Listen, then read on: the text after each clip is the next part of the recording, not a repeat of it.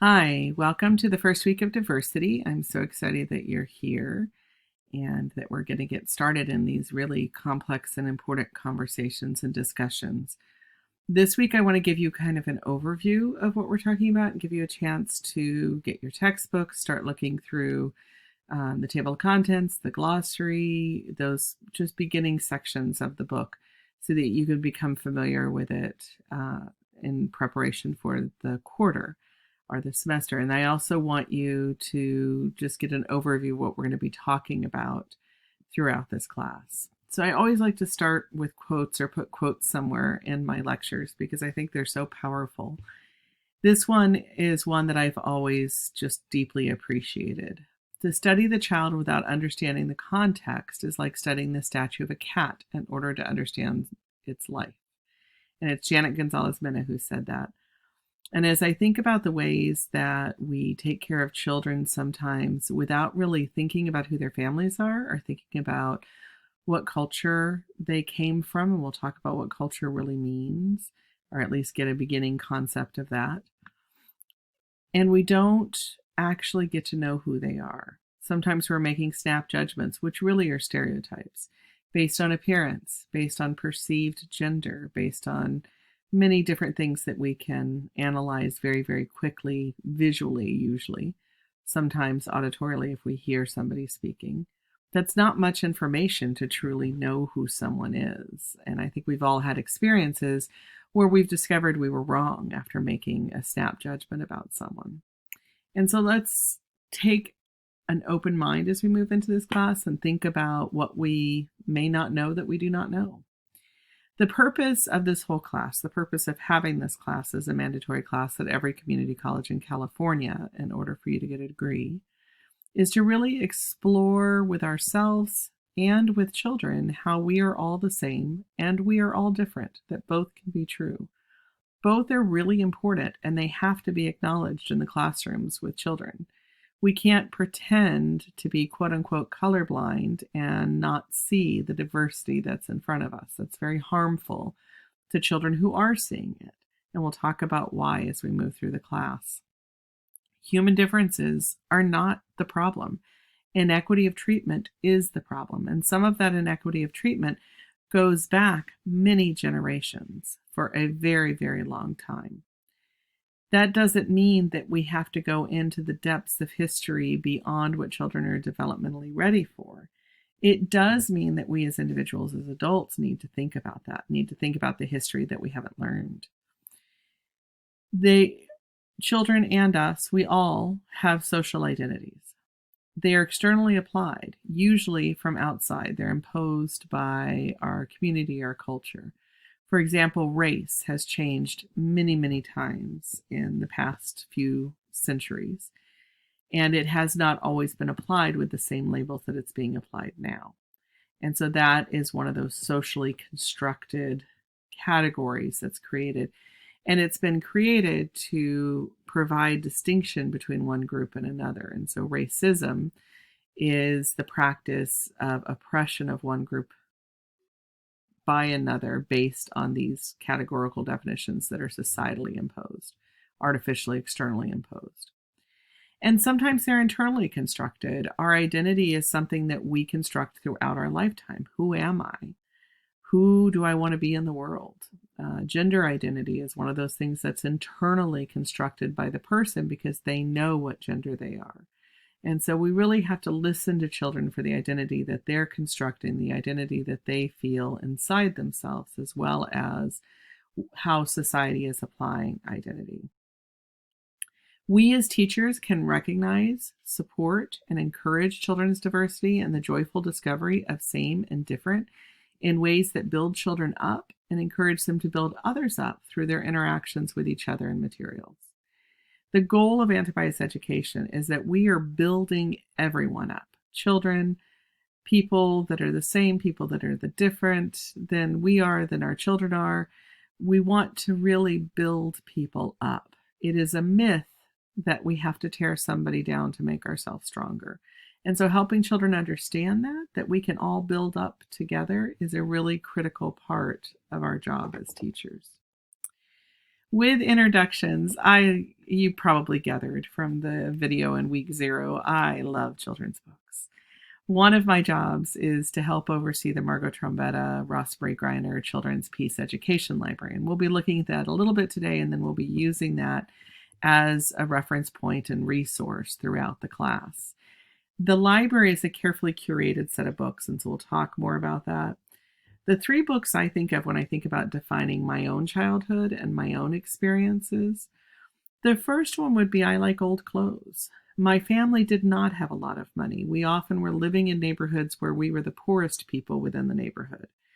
And so there were many times I dealt with people perceiving me as somebody who needed help, who was very poor. We had food left on our porch at one point. We were homeless for a little while in my teenage years.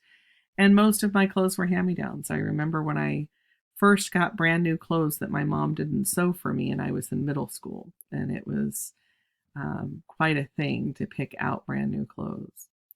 The other book that really defines my childhood, or at least a piece of it, is Each Kindness. I moved a lot as a child. I went many, many different places. I had something like 8 different schools in 12 years, more than that, I think. I lost count. So I was constantly changing schools. I was in 3 different middle schools, for example.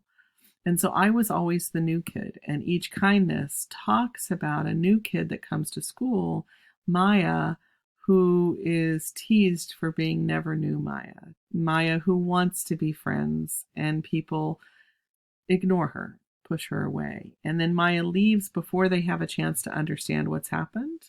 Spoiler alert. It's a beautiful book, and there is a video of Jacqueline Woodson reading it that I'll add into this week's module because she does the best reading of it ever.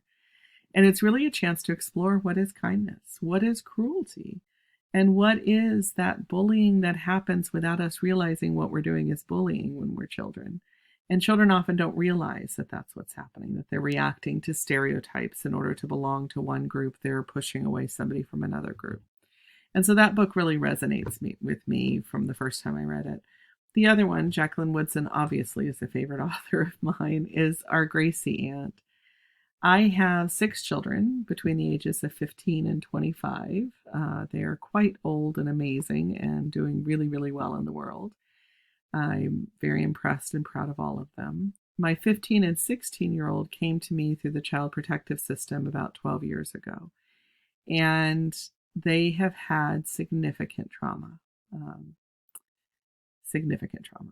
When they came to me, I was biologically their aunt. My brother and his wife became addicted to methamphetamines, and the children needed to be removed. It was about 3 states away from us, so we weren't really aware what was going on for a while. So by the time I got them as Mama Mary, or Auntie Mary Mama, they came up with all different words for me, there was a lot of healing that needed to be done and a lot of trauma. And so Our Gracie Aunt is a similar book, not exactly the same, but 2 children removed by CPS who went to live with their aunt. And it was the closest I could come to my children's experience and be able to represent it in book form in a meaningful way. And actually, our copy is still on my 16, almost 17-year-old's shelf. And my 15-year-old, you'll hear about that in mid-July. I'll take a trip to Missouri to go see her. She is in long-term residential care for trauma and mental health.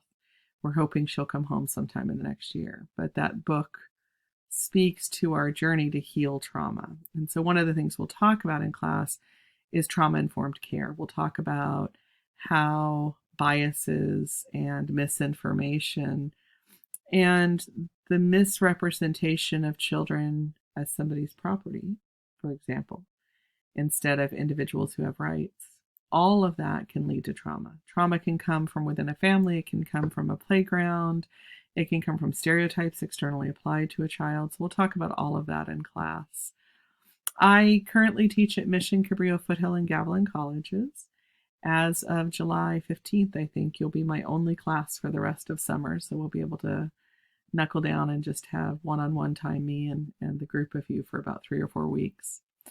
I'm able to work from home, which is a privilege, and I understand that privilege. And my husband is able to work from home. And so our economic class allows us to be safe and secure in the midst of this pandemic when many people are losing their jobs, and we're very privileged and fortunate to be in that position. So we try and remember that, recognize that, and do what we can to provide support for people who have less privilege, and to advocate for things like grants going to small businesses, things like that. I've worked with every single age group except for middle school. I have lived with 6 middle schoolers. I kind of consider that enough. So I'm not going to work with middle school. I value them greatly and would not want to spend all day with them. I really enjoy teenagers. I enjoy 4-year-olds and I enjoy 2-year-olds. Those are my favorite age groups. So that's just a little bit about me, and I'll learn about you more in the introduction. This course will examine the development of social identities in diverse societies, including theoretical and practical implications affecting young children, families, programs, teaching, education, and schooling. It's culturally relevant and linguistically appropriate anti-bias approaches that will support all children in becoming competent members of a diverse society.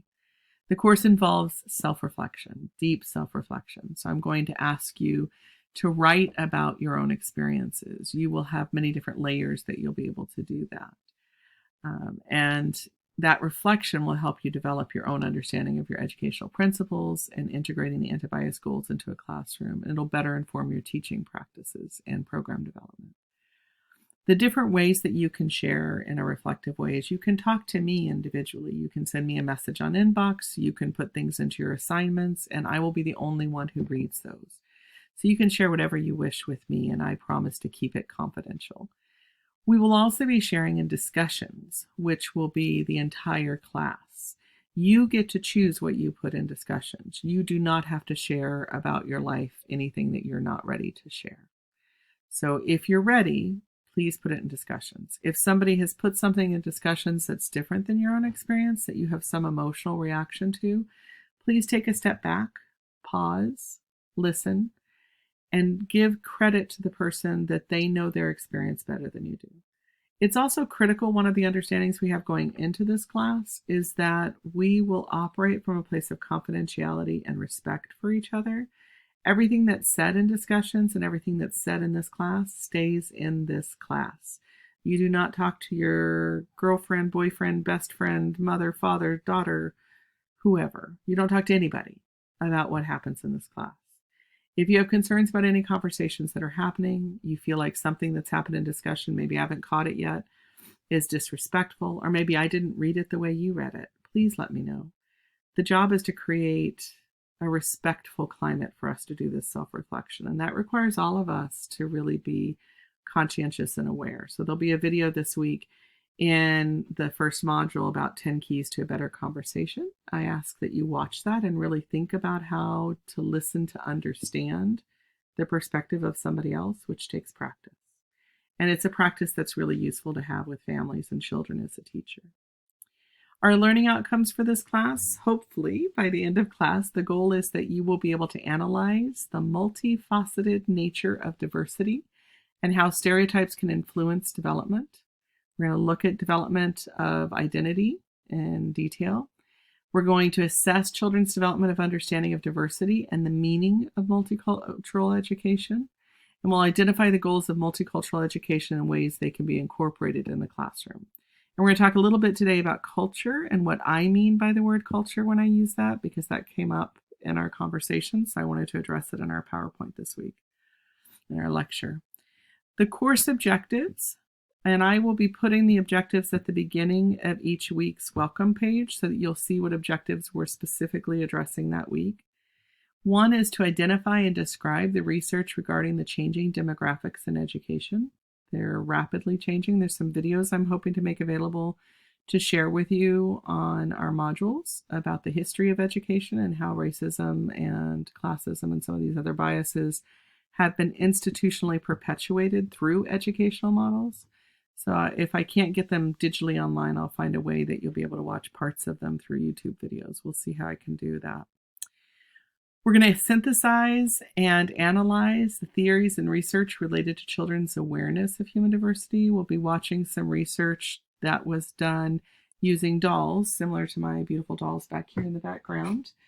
and children and how they reacted to dolls with different skin tones and how that's connected to early pre-prejudice and bias. We're going to analyze various aspects of children's experiences as members of families, which is really important. Family is where we learn about culture. Targeted by social bias. So we're going to look at those particular families that are targeted by social bias for different reasons. Considering the significant role of education and reinforcing or contradicting those experiences.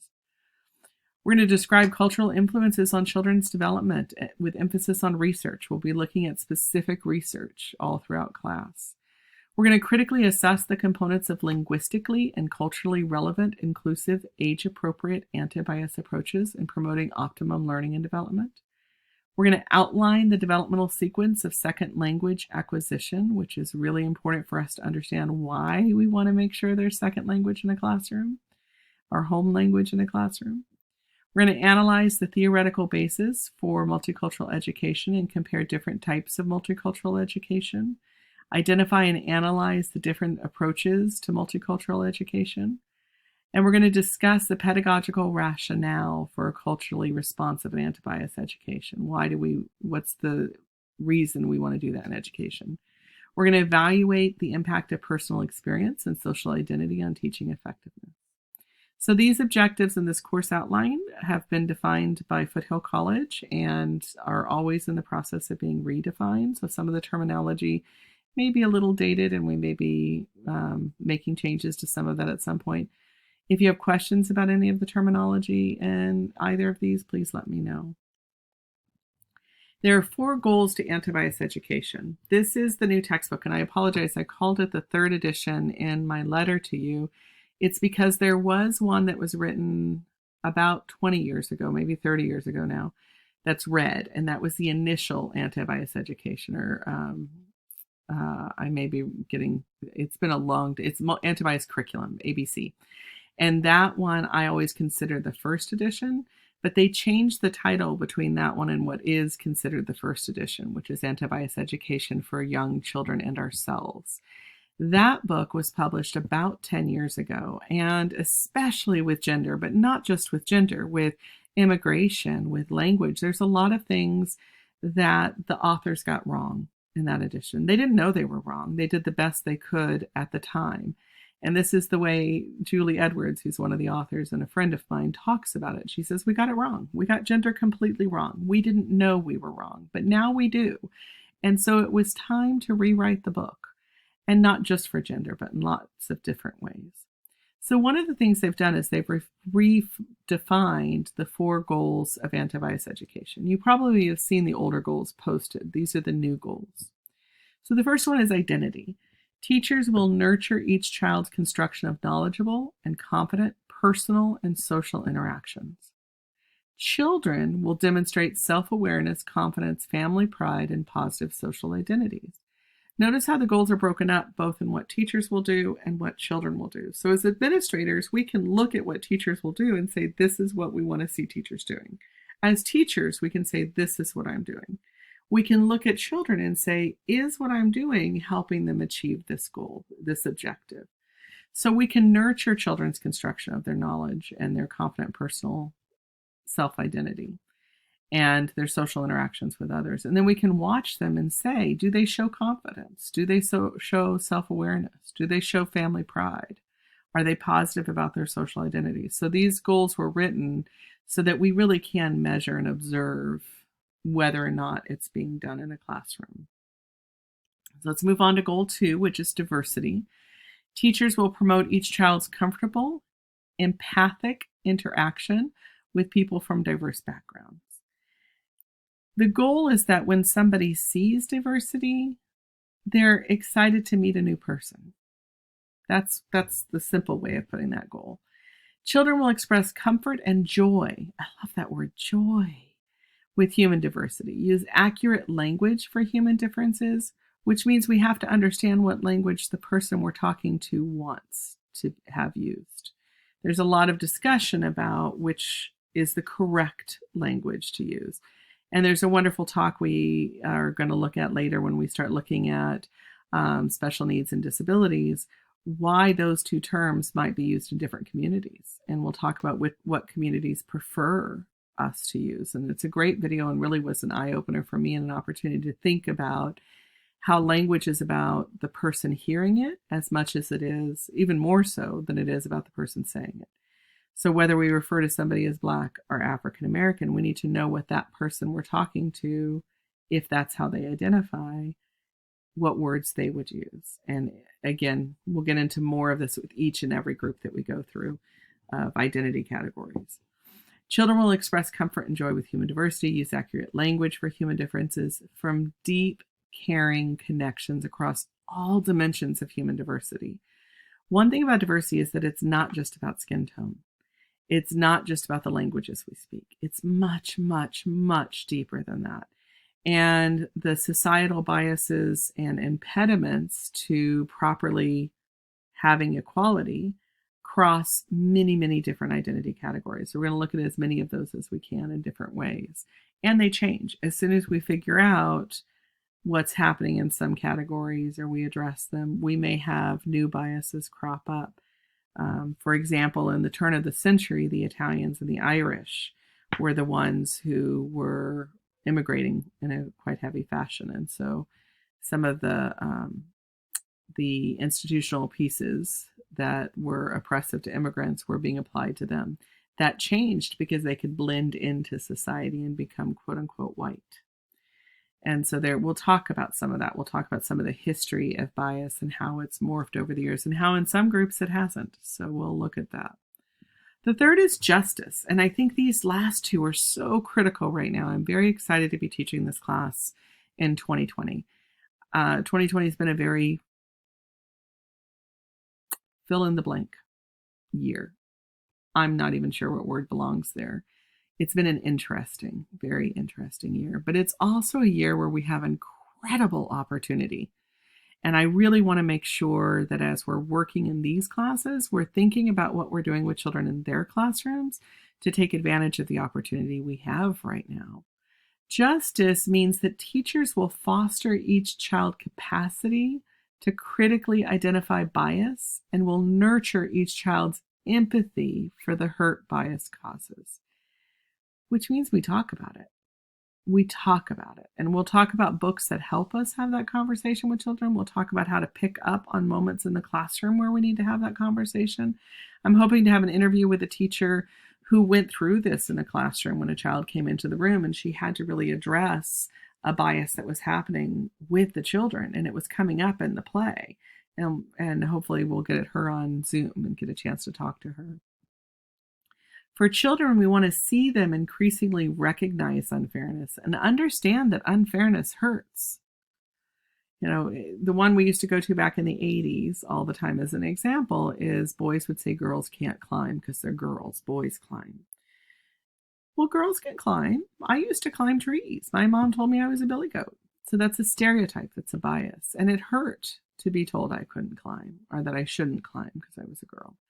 And children will often see and say those sorts of things on the playground. And so that's an opportunity for us to talk about how that might hurt and how it's unfair to think these things and how that carries out into adult society as well. So we'll talk about all different ways we do this. The fourth goal, which is again really active right now, and I'm so excited to see everything that's going on, and I'm hoping the activism that's happening right now continues in the adult society because I think it's a really good model for the children. So activism in a classroom means that teachers will cultivate each child's ability and confidence to stand up for themselves and for others in the face of bias. Children will demonstrate a sense of empowerment and the skills to act with others and alone against prejudice and or discriminatory actions. And so we want to see that skill of activism increase in children during the time that they're in our classrooms. And we're going to look at all four of these goals throughout class. This week, I'm really looking at for you to just become familiar with the content and familiar with the goals. And we'll start digging in a little bit more. One thing I ask you to think about is how does a baby become who they'll become? How do they learn to believe what they'll believe? Have you ever... See if I can do this without knocking my babies down. Have you ever held a baby in your arm and said, oh my gosh, this baby, I can see you're going to be such a psychopath. None of us have held any baby and thought that. We don't look at a baby and see evil. Very few people look at babies and see evil. There may be some. When we look at babies, we see these faces of these 7 babies in front of you on the screen. What we see is beauty, especially those of us who are teachers. We see beauty, we see innocence, we see joy. One of the things I ask you to think about is, how does that change for a child over time? How are they seen differently as they get older? Why? When does that change? What role do we have as teachers? One of the statistics that we'll talk about again, because it's so important, is there's one population of children who are kicked out of preschool at a higher rate than any other population. Let me say, first of all, you do not kick children out of preschool. If their behaviors are challenging you, that's an opportunity for you as a teacher to grow. If you need help with that, let me know. I am passionate about helping with children's behaviors. I can help you find the resources to do that. Children who have behaviors that are challenging have an unmet need, and there's a great behavior class here at Foothill College that you can take that would help you with that as well. The group that gets kicked out of preschool more than any other is Black boys. They are kicked out of their preschool classrooms at a 40% higher rate than any other group of children. If we didn't take these beautiful babies in front of us and start to see them as something other than a beautiful baby, at some point in the first 3 years, that wouldn't happen. We are seeing both Black and we are seeing boy. Teachers as a community across the nation are making those judgments based on those 2 data points. They're not looking at the child in front of them. They're not seeing the individual child. And we're going to talk about that throughout class. And Black boys are not the only ones who are experiencing that type of prejudice in classrooms. But it's the group that has this big statistic that I think really makes this point so well. We all have inner voices, all of us as we grow up. And this is why reflection is so critical for this course. All of us as we grew up had adults in our lives who talked to us about diversity in ways that we are not comfortable with now as adults. I, for example, spent my first 7 years in Texas, and I have relatives that are 5th generation Texan. So we have deep, deep roots in Louisiana and Texas. We moved to California when I was 7. But I remember some of the comments my grandmother particularly made. I remember signs that I would see as I was an early reader outside of buildings in 69, 70, that said who could and who could not go into different places. It was illegal, but it still happened. There was still hatred, a segregation that happened and often was in that culture, in that society at that time, people looked the other way. Police did not take down the signs or tell them they couldn't put them up. Now, my parents decided they wanted to raise us in a diverse community, and so they moved us out to California when I was 7. And it was a rapid change of environment. And I think because of that rapid change in environment, I was able to reflect on what happened in Texas when I would go back and visit her, when I would talk to my grandmother. And I had this whole model within my family that looked very, very different than these messages. So I challenged those messages from a young age. But I still had a lot of those stereotypes in my head. And in reality, even 35 years after starting anti-bias work, the weeds of those thoughts exist in my head. They're smaller, they're shorter, they're easier to pull because I've spent 35 years watching for them. Every time one of those thoughts come, I pull it and say, this is a chance to learn something. I actively go look for ways to learn about experiences that are not my own. And we'll talk about ways you can do that too. Anti-bias work is not something that's done when you're out of this class. It is the rest of your life that you are unlearning the biases you learned, and that you're learning about diversity, and you're learning about people whose experiences are different than yours, and you're advocating for change in society. That's the rest of your life. If you become an anti-bias worker, this is for the rest of your life. And that's one of the great myths of anti-bias work, that you can take a diversity class and be done. That's a myth. You're not done. So I want you to look at the photos that are coming. Think about the child you're seeing, and think about what that first thought is, what I call a weed that pops up in your head. And sometimes it's always my grandmother's Southern voice. Now, honey child, I can just hear her voice when my weeds come up in my head. And what's that first voice? What is it that you do that pulls that weed, pulls it out? Is it another adult voice? For me, it was my mother saying, Mary, that is not polite language. I know your grandmother said that, and she shouldn't have. And here's why. So it's my mother's voice that helped me learn this is not okay. So what is it that you learned that told you this initial thing was not okay, that there was a different way to think about, see, and hear other people? Then go beyond physical appearance and think about what biases and stereotypes somebody might have about this child. You're not going to have to share openly what your thoughts are. This is just your first opportunity to do some reflection.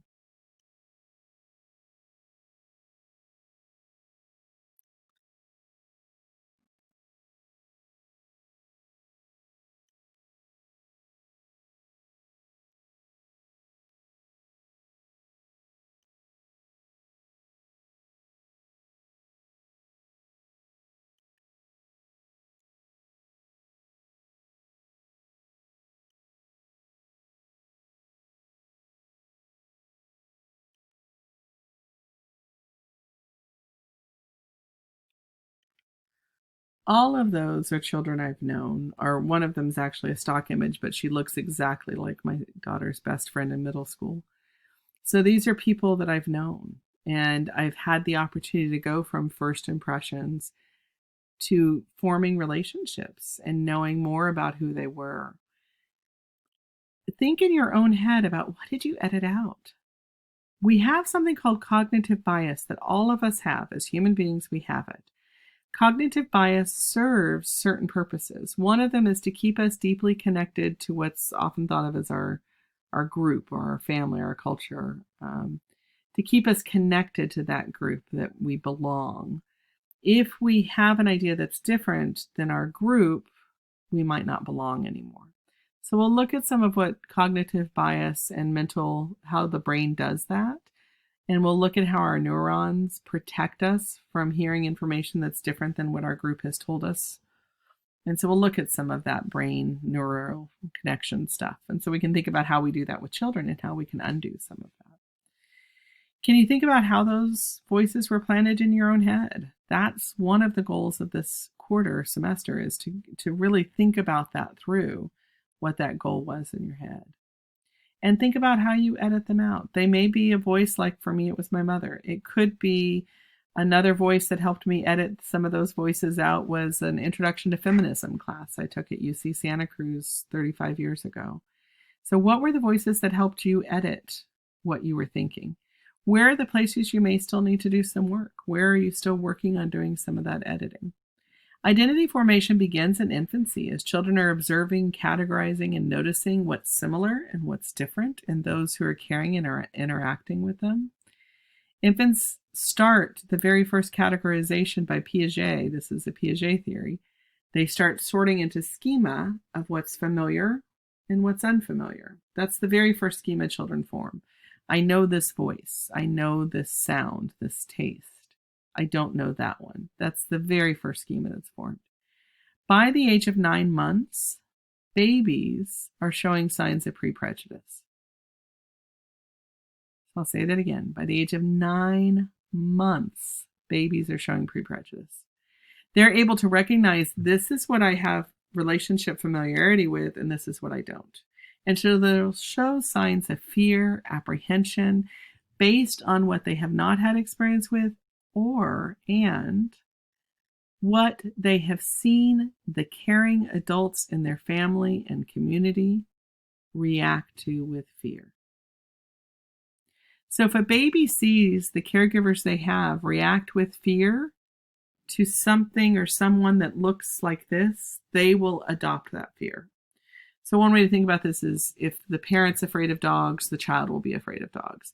The same happens with human identities. If every time I carry, let me get a different baby.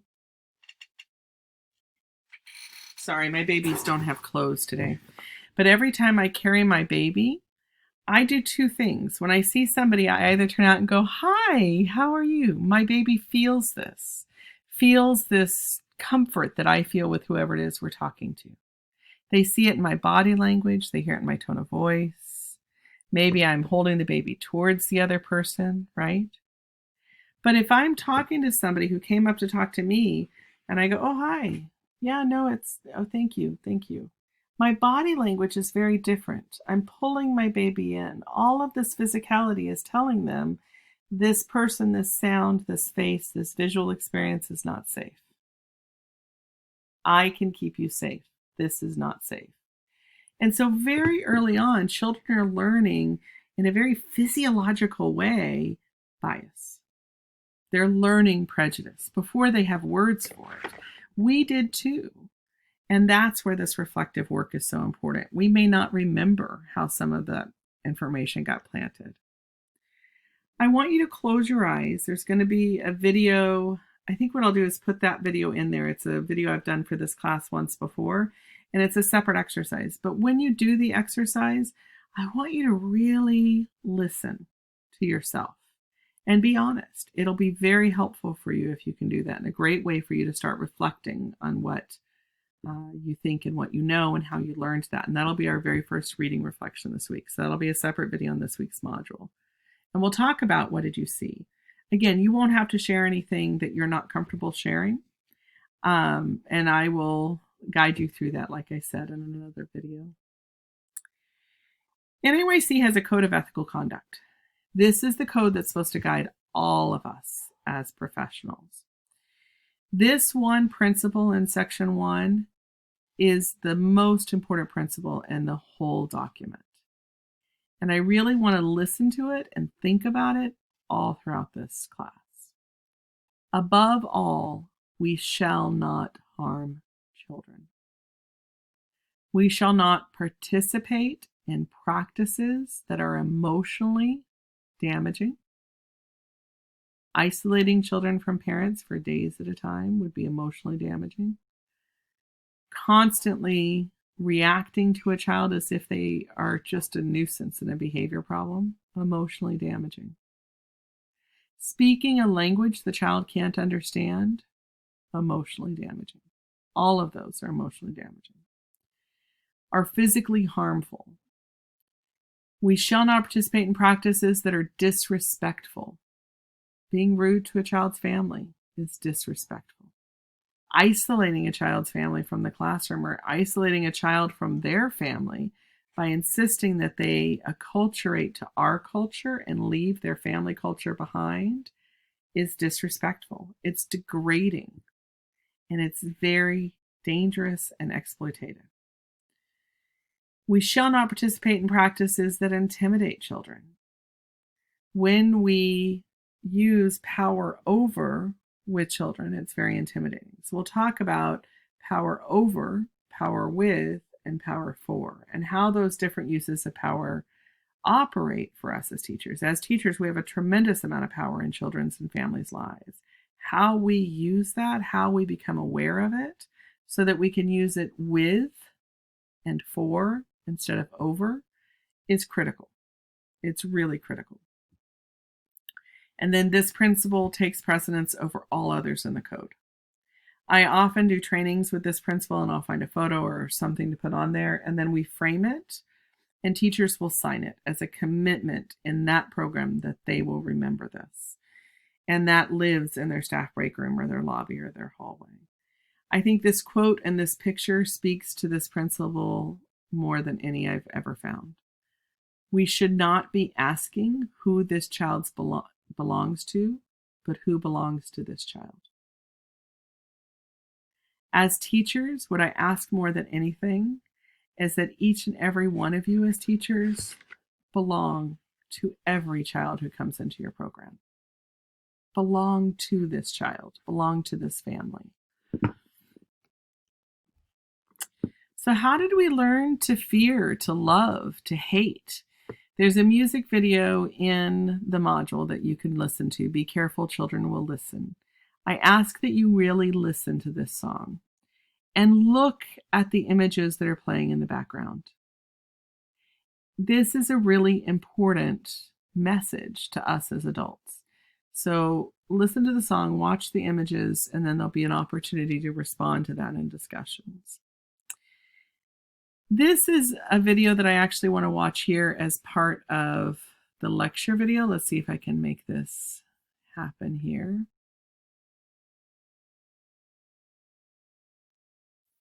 All right.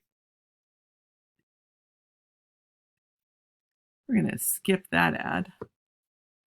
And I'm trying to figure out the sound, so forgive me. This is my very first time doing a video, and I think we're going to try it. Let's see if we can make this happen. I usually put them in modules. I dare you. Ask yourself, I'm asking you to. When did my baby become a threat to you? When I cried. When I started to crawl. When I started to speak. When I started to run. When I started to dream. When I laughed for joy.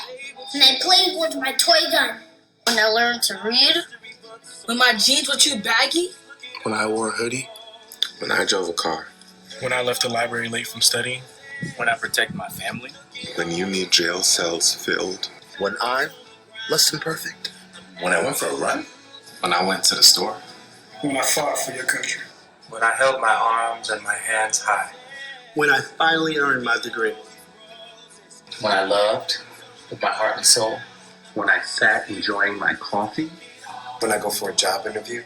When the dictation of my speech was not like yours. When white women become uncomfortable. When I protested the injustice of the cage you built. When I wear a mask to protect you and myself. When I raise my voice. When I move too fast. When I breathe. When did my baby become a threat to you? When I was born. When did my baby become a threat to you?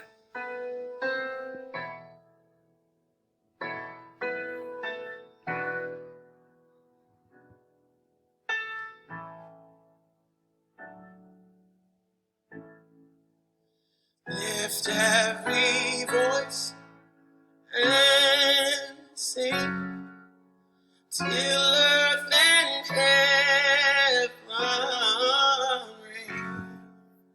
Bring with the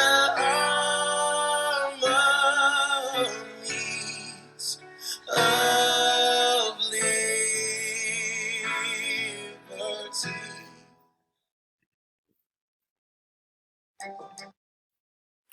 YouTube loves to put up random things as I do that.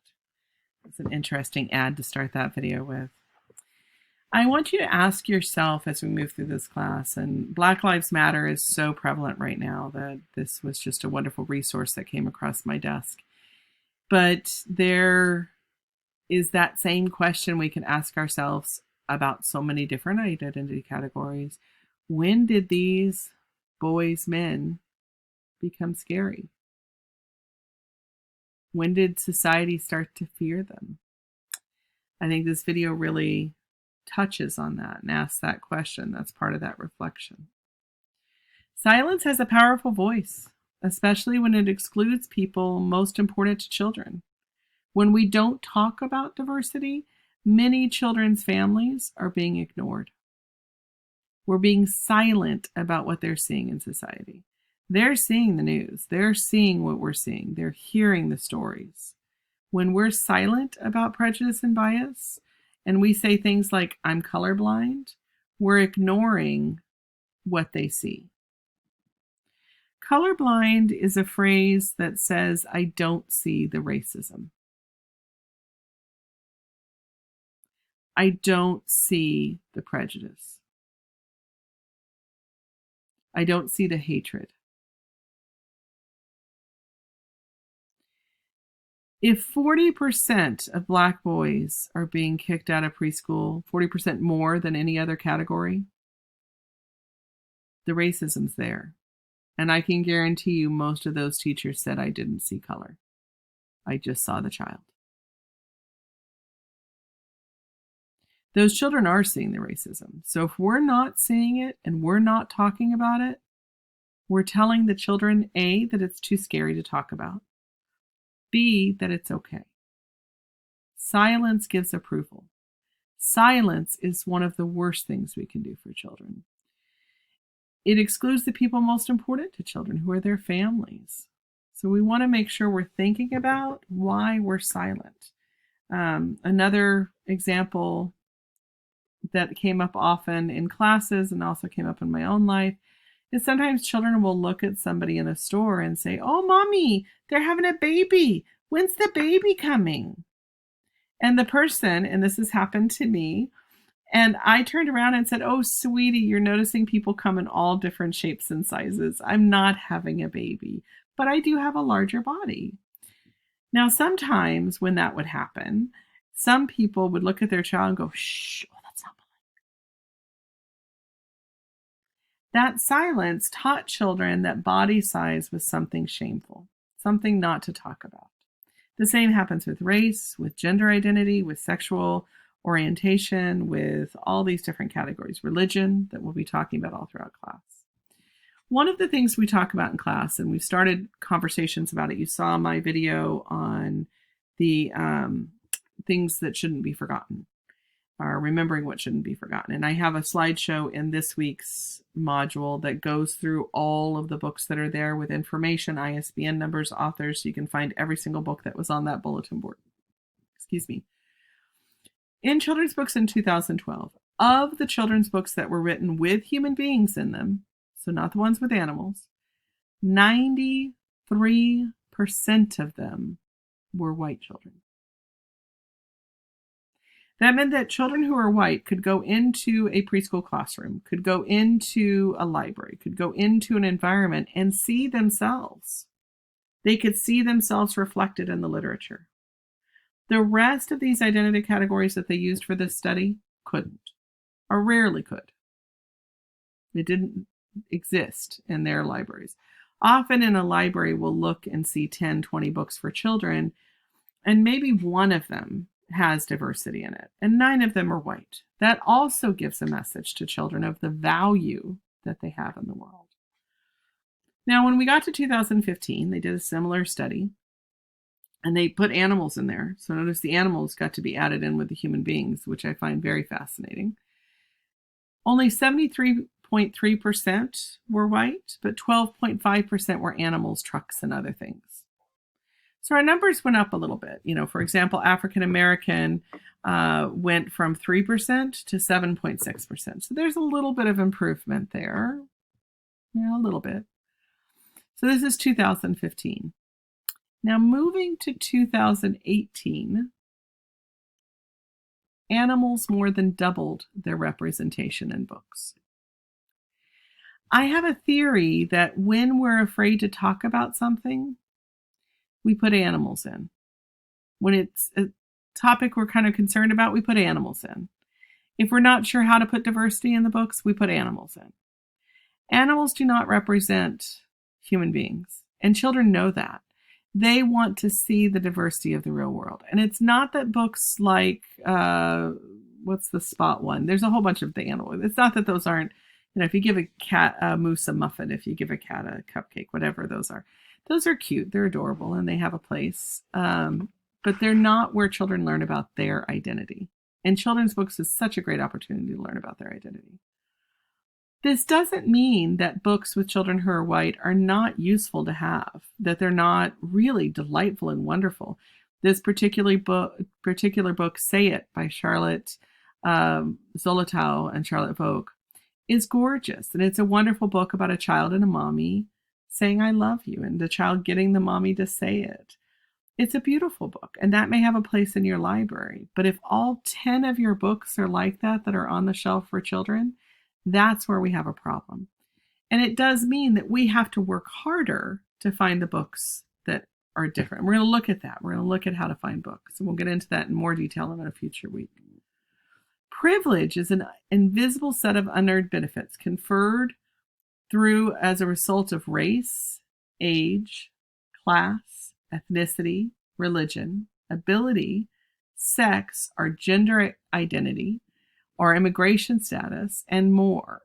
Privilege allows a person to function easily in society, and we start to see it in preschool environments in something as simple as what books are we putting out for children.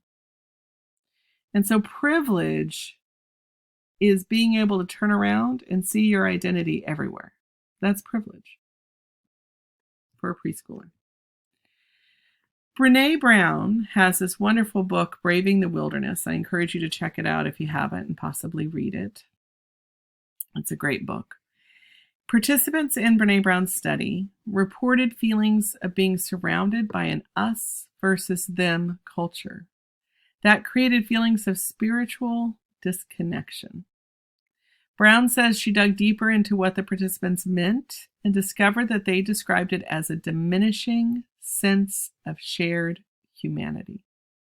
If there's nothing else we can do for children in the classroom, we can work really hard to have a sense of shared humanity. That can be our number one foundational goal as teachers. Connection to a larger humanity gives people more freedom to express their individuality without fear of jeopardizing belonging. This is the spirit which now seems missing of saying, yes, we are different in many ways, but under it all, we're deeply connected. We're all the same, we're all different. Both matter. Until you know how I am different from you, you don't know me. It is in the discovery of what's same and what's different that we form relationships, that we get to know someone. That's when we truly form trusting relationships, when we know the same and the different. Silence teaches. What we don't say, what we don't talk about teaches as much as what we do say. The adults are afraid, I'll have to figure it out for myself. I guess I'll ask those other kids. And that's how stereotypes get perpetuated on the playground. Identity. Somebody was asking about culture in the discussion, and I think this particular graphic helps look at it in more detail. It's complicated. We often think about identity as food, as dress, as music, visual arts, dance, literature, language, celebrations, games. Culture is much, much deeper than that. Culture is how do we use eye contact? It's patterns of how we handle our emotions. It is our ideals of child rearing. What do we think makes for a wonderful child? It's our preferences for competition or cooperation. It's our concept of past and future. Our attitudes towards dependence, our elders possibly, our problem-solving roles in relationship to all of our different identity categories, our nature of friendships, our tone of voice. Culture is all of these deep pieces. We don't see these lower levels of culture unless somebody lets us, unless we watch for them, we pay attention, and we listen to learn, we listen to understand. So finding beautiful children's books can be incredibly difficult. And I encourage you to try and try different searches, different places. If you look on Amazon, for example, for children's books 3 to 5, what you will find is a lot of animals, first of all, and then you'll find a lot of books of children who are white. Lots of animals. The animals are making a huge comeback here. I did this, and it was page 4 or 5 before I found a child who was not white who was on the cover of a book. So that's one way to go, but it's harder to find books that are quality there.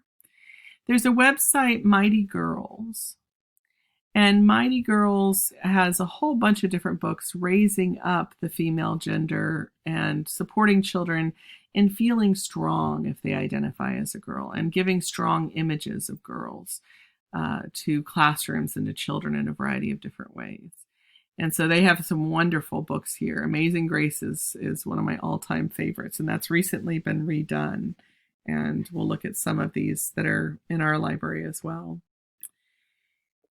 There's other books, and a lot of these are coming across Facebook right now. So you can find a ton of books that are, the Bump blog. Here's a whole bunch of books about difference in children. This is one of my all-time favorites as well. Daddy, Papa, and Me. It's a beautiful one. Pink is for Boys is a good book. Julian as a Mermaid is just beautifully drawn and illustrated, and the facial expressions are incredible. We Are Teachers. Here's another one. And so these are 15 great books that celebrate diversity. The Name Jar is a classic. So there's a whole bunch you can find there. And there's My Beautiful Each Kindness, one of my favorite ones. And then Book Riot, here's just one more blog.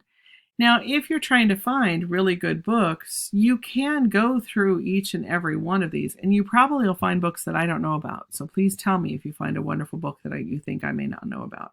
This is a great one. All are welcome at this particular school. Now, the reason I show you these is the database I want to work with this semester for you to find books is childpeacebooks.org. This is the library that I helped curate with Julie Olson Edwards, who's one of the authors of your book. You can go here, and this week I'm going to ask that you go out and look at the project, what it is that we do at the Peace Library and what the project is to help create an anti-bias and peaceful world. Teaching peace requires us to think about these 6 categories, and so we'll take a look at those. Please read through. And then anti-bias books are in here, which directly relates to our category, our class that we're talking about. And if you need help, you can go out here, but please just email me. That'll be the easiest way to go. This is the page that I want you to be familiar with as we start looking for children's books. People are saying, where can I find great children's books? How do I find a really good book? You may find one I don't know about, so please feel like you can go look other places. You can search in this database by age, depending on what age of child you're working with or you live with if you're a parent, by book type. You can also search by these Peace Library strands, so go read what those are and you'll get more information about that, and we'll talk about it in class too. And then this is the one that I particularly love, and it's Making All People Visible. These are categories of people who typically are not appearing in children's books. So we have to work hard to find those books. So maybe we're trying to find a book for a child who came into our classroom who's Muslim. Let's see. Let's go look and see what we've got out there. We have a total of 34 books of children who are Muslim. And so we can look at those different books and see which ones we might want to pull out. Now, if you want to know more about a book, you can click on the title, like Black Cowboys. And then you can read a description. Wonderful photographs show real-life, modern-day African-American cowboys at work and at leisure. The pictures include men and women, young and old, 2 children and 2 women wearing Muslim headscarves. This one breaks stereotypes over and over and over. It's a beautiful, and it's a board book, which makes it also really valuable. And so you can go find books based on whatever category you want. So as I'm telling you, I want you to bring 3 books in this category. I want you to use this database. You can go use any other database you have. If you have information of books that you can't find here, please do that. But I want you at least a few times to go out and try this database and see what you can find. We are in the process of revising the database, so please send me any feedback you've got. The last category we have down here is special topics: death, celebrations and holidays, travel, homelessness. This is a particularly beautiful set of books. The Christmas We Moved to the Barn is one of those. And Fly Away Home should be in here. There it is, Fly Away Home. This was one of my boys' favorite books when they were little, and it's back in airport days when you used to be back behind security without having a ticket. But it's a very moving story about a young homeless boy and his father who live in an airport, moving about from terminal to try not to get noticed or detected. And so we might want to be talking about homelessness with our children. We do want to be talking about homelessness with our children. So this database is here for you to use all semester.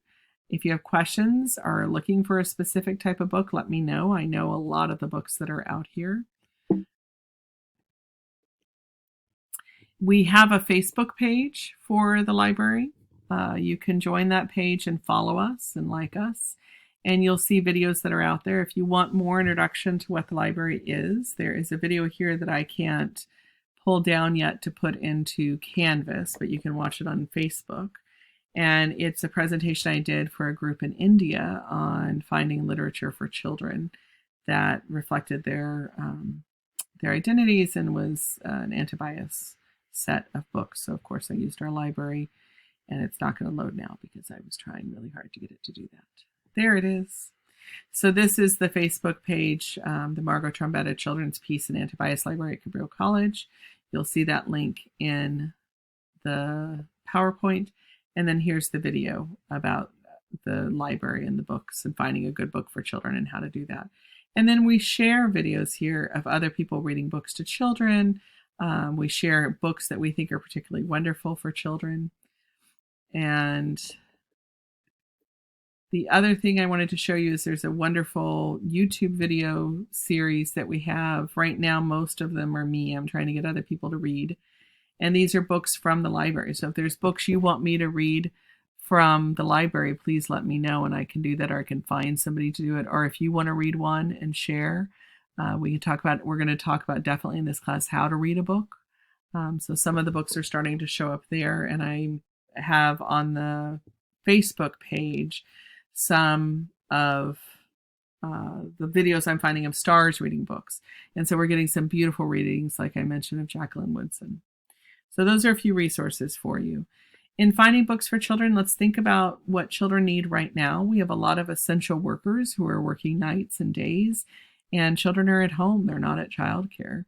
These two particular books are wonderful for supporting essential workers, children of essential workers. One is The Night Ones, and it's 4 different people who take a bus together and go to work at night and come home in the morning. Tucking Mommy In is a beautiful book about a very tired mommy at the end of her workday, and the children tuck her in and put her to sleep, and then daddy comes home late from work. And so it really shows that life of a working family. We're going to talk about the curriculum and the physical environment. This is perhaps the place people want to talk about the most because the self-reflection can be hard. We will definitely be doing the self-reflection, but we're also going to talk about the environment. We're going to talk about feeling the presence of families in their culture. We're going to talk about exploring same and different in creative ways. One of my passions is thinking about beautiful browns and how do we incorporate beautiful browns in our classroom. So we'll look at lots of different ways that we're going to do that. And I have some fun projects we're going to do around that. We're going to talk about engaging in gender neutrality. What does that look like in the classroom? And a lot more. One of the things about engaging families in the classroom, and I want you to start thinking about for yourself, are what are 3 values that you think are the most important values for children to have? What do those look like in your family and your culture? If you have a family meeting with families at the beginning of a school year, you can ask them that question and have them share in a group what that value really means. Respect means something very different to every single person. So by listening, we get to understand what respect means to that person and what it means to us and what's the same and what's different. And we can represent that in the classroom in some way. We'll talk about ways we can do that. We're going to talk about how to explore same and different. This is the most creative way I've ever seen this done. They had children make their own Play-Doh. And so they talked with children as they made their Play-Doh at Cabrillo College about who likes what in their Play-Doh. What color did they want in their Play-Doh? Who wanted really wet Play-Doh? Who wanted really dry Play-Doh? We all like our Play-Doh different, but we all use some of the same ingredients. And so it was a great conversation about same and different with Play-Doh and a sensory table. Obviously, with COVID-19, we're not doing that right now, but I thought it was a great activity. We can talk about how which apples children like best, red, yellow, green. How do people move around? How do they get from one place to another? All of those are same, different.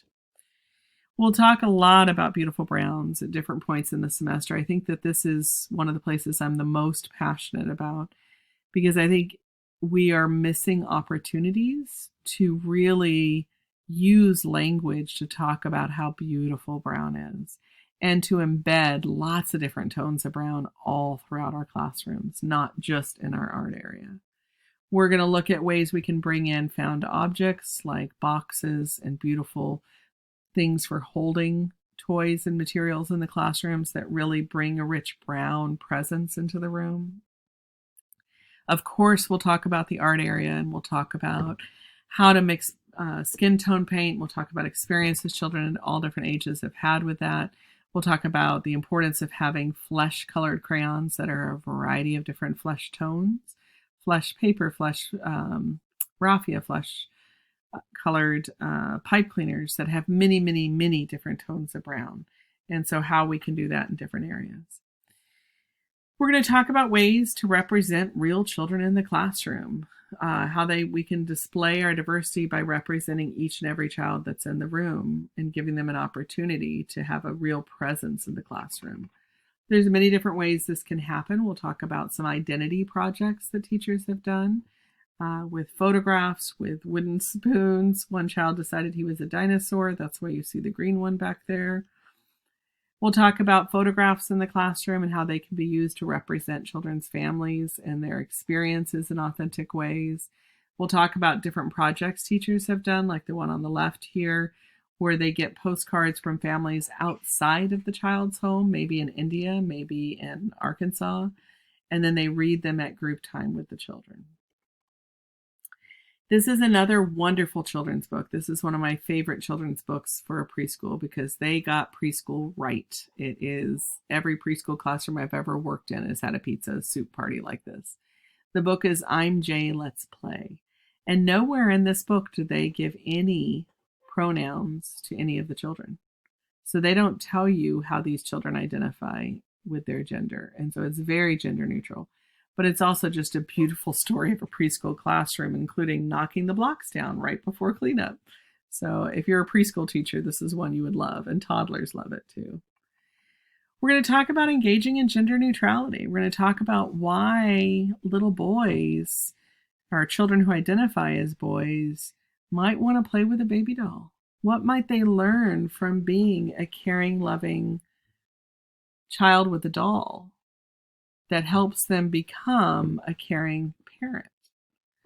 Why do we have so many gender stereotypes about the things that children play with? And what does that have to do? And is gender really binary, or is it perhaps something more fluid? So we're going to talk about all of that and what that means in a preschool classroom. And we're going to keep doing our own work all throughout this class. I'm going to keep asking you to reflect. I'm going to keep asking you to dig deeper, to try and understand perspectives that are different than your own perspective. And there's probably 3 times as many books as what you see in the stack that I have either read or I'm in the process of reading. Beyond Survival is one of the new ones I got. Radical Reflections by Mem Fox is one I read 30 years ago that still has a lot of power. I take a lot of quotes out of that from different spots in different classes. The books on the right are all books that are really teacher-oriented or person-oriented to help us understand classism, sexism, homophobia, racism, institutionalized bias, and what role we have in society and what role society has in our lives. And so that stack of books on the right is wonderful reference resource way. Don't Look Away is one of the newer ones that came out for teachers. A quick read and well worth reading. We'll be looking at some videos of the authors. On the left side is something that I think is also really, really important. I encourage you to find memoirs and to find novels about experiences that are not your own experience, that are real life type experiences or real life experiences. One of my favorites is in here. It's When They Call You a Terrorist by Patrice Kahn-Cullors. She is one of the people who started the Black Lives Matter movement years ago.